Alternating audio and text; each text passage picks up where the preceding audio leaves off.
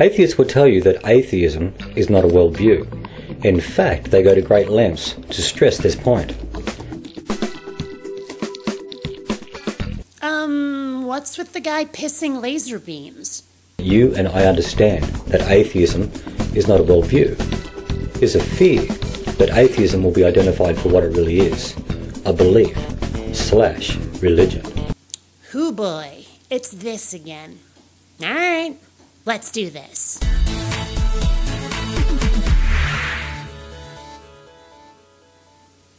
Greetings, fellow space travelers, BionicDance here. Meet YouTuber Paul Ross, and he's got a few things to say, true or not, about the nature of atheism. Now, the dictionary definition of a worldview is the overall perspective from which one sees and interprets the world, a collection of beliefs about life and the universe, held by an individual or by a group. 2 points. First, atheists are not a group. Oh, sure, atheists sometimes band together, but it's almost always in self-defense against religious interference in our lives. Second point, atheism is not a worldview. It's one data point. It's not believing in a God. It is not the driving force behind one's worldview. It's just an aspect of a worldview. Now, I'm not going to tell you what's in your head, what you're thinking, because I hate it when people do that. But I can tell you what I suspect. What it seems like you're doing is projecting the religious lifestyle where believing in a God comes with a whole bunch of rules, doctrine, dogma, all of that, onto atheism, almost as if, and again, this is only what I seem to see from your argument, almost as if you think that everybody has to live like they have a religion in their life, and because atheism relates to religion, well, then clearly it must be a godless religion, a godless way of life, and that's simply not the case, as I'll illustrate later. In fact, atheists have an alternative explanation for every explanation that theists hold in regard to origin, purpose, life, and morality. Okay, it's true that atheists have alternate explanations for all of those things, but wouldn't we anyway? If religion didn't exist, would we not seek out answers for life, the universe, and everything? I mean, come on, why does that require religion? I don't think it does. But it certainly sounds, from what you've said so far, it seems as if what you're saying is that to seek any of these answers, you have to be religious. Even if you have no God, you're still religious to look for those answers. And that doesn't make any sense. Let's look at some analogies here. If someone isn't a Warzy or a Trekkie, does that mean that they have to be a sci-fi fan? If someone doesn't care for, say, the Packers or the Yankees, does that mean they still have to be a sports fan? Of course not. And think about it for a moment. Aren't religious people really just God fanboys? We just happen to not follow your particular interest, your particular entertainment or way of life. That doesn't mean that we're following another one that's as organized or doctrinal as yours. For example, atheists believe that matter ultimately precedes mind. Now hold on a minute there, sport. I told you that I don't like it when people try to tell me what I believe, what's in my mind. And I'm trying to extend to you the same courtesy by telling you what it sounds like you're saying, what I seem to be hearing from you. And if you want to respond, you have every chance to set me straight. But you just tried to tell me what atheists believe, and... Japan. Now, to your point, and once again I'm going to tell you what it seems like you're saying, the impression I'm getting from the arguments you're putting forward. It seems as though you're projecting your own paradigm, your own worldview onto everybody else. Because religion comes with dogma, therefore every worldview, including the non-religious, must also have dogma. And that's just simply not the case. I mean, it is true that most atheists do agree that matter precedes mind, as you put it, that our personality, our self-awareness is a function of the brain, a product of our gray matter. But that's not required to be an atheist. An atheist could decide something absolutely ridiculous, like, yes, we do have a soul, but it comes from giant fire-breathing space bunnies that poop rainbows. But as long as the number of gods that weirdo believes in is 0, they're an atheist.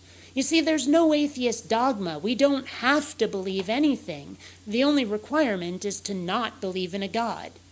Moreover, atheists believe that all the design that we see in life and the universe is just a coincidental appearance of design and, well, nothing more at all.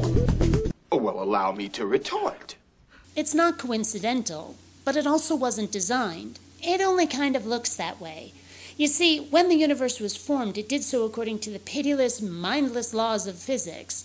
And those laws produce billions of galaxies, each galaxy having billions of solar systems, each solar system having a couple of planets usually. And with those kind of odds, it stands to reason that at least one or two of those planets somewhere would have the conditions necessary to support life. And when life finally emerged, it didn't survive by being designed for its environment. It survived by adapting to suit its ecological niche. Now, how would you tell the difference between a universe that was designed and one that functioned as I just described? Because it seems to me the only way you could possibly tell is to find a trademark somewhere, a floating barcode up in the sky that, when you scanned it, said, God done it. And I'm pretty sure no one's ever found one of those. So, again, how do you tell the difference? I don't think you can use the argument from design until you have some more evidence to show that it's the case. Furthermore, atheists believe That's a peddling. that human existence and consciousness ends at death. Do I have to bring up the rainbow-pooping space bunnies again? 'Cause atheists can believe whatever the hell they like as long as it's not a god. And religion is not the only philosophy that has an afterlife in it. Just saying. Moreover, the atheist has their origin story also. They believe That's a peddling. that all life and existence and the universe is nothing more than the byproduct of immaterial forces devoid of mind and devoid of any intelligence. Well, let's suppose for a moment that that is the case, that all atheists conform to that worldview. It's not true, but let's just suppose for a moment. Can you give us a good reason based in logic and evidence to suspect otherwise? Because if not, then why shouldn't we hold that particular worldview? Now, atheists also know some things. They know that the supernatural is not existent. Rainbow-pooping space bunnies and the flying spaghetti monster. Achoo! Now, as far as the atheist is concerned, anybody can believe what they want to believe, as long as their beliefs don't contradict the cherished list of axioms that the atheist happen to hold. Oh, you better believe that's a peddling. Do you remember what I said before about you projecting your worldview, your way of life, your paradigm onto the rest of us? Well, this is just more evidence that makes me convinced that's the case. Because, you see, atheists don't have any cherished beliefs that relate to our atheism. We just don't have a belief in a God. And yes, there are some aspects to our lifestyle that are byproducts of that, but it's mostly things we don't do that you do. In short, a worldview is a translation of reality from a presuppositional standpoint. Whoa there. I don't draw my worldview from presupposition, and neither do most atheists I know.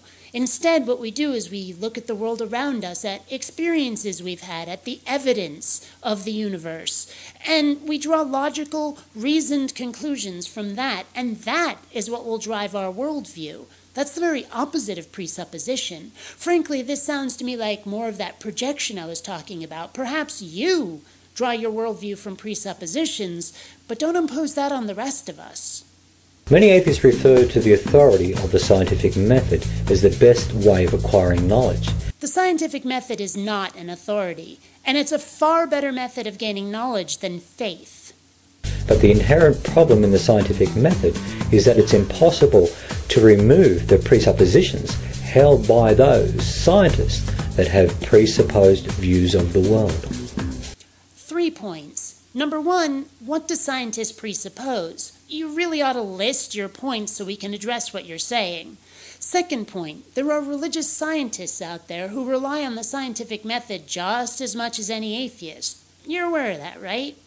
Last point, the scientific method presupposes nothing. If it didn't work, if it didn't function, if it didn't produce reliable, checkable results, we'd change it. Once again, that's the opposite of presupposition. Yes, ladies and gentlemen, the atheist only has a lack of belief in a God. There's nothing else to it. There is no worldview. There are no knowledge claims. And I'm the President of the United States. Yes, and I'm the Grand High Exalted Empress of all reality and outlying territories. Praise be unto her. And I think I've made my point. Until next time, fellow space travelers, this is BionicDance saying don't run on automatic. Instead, please think.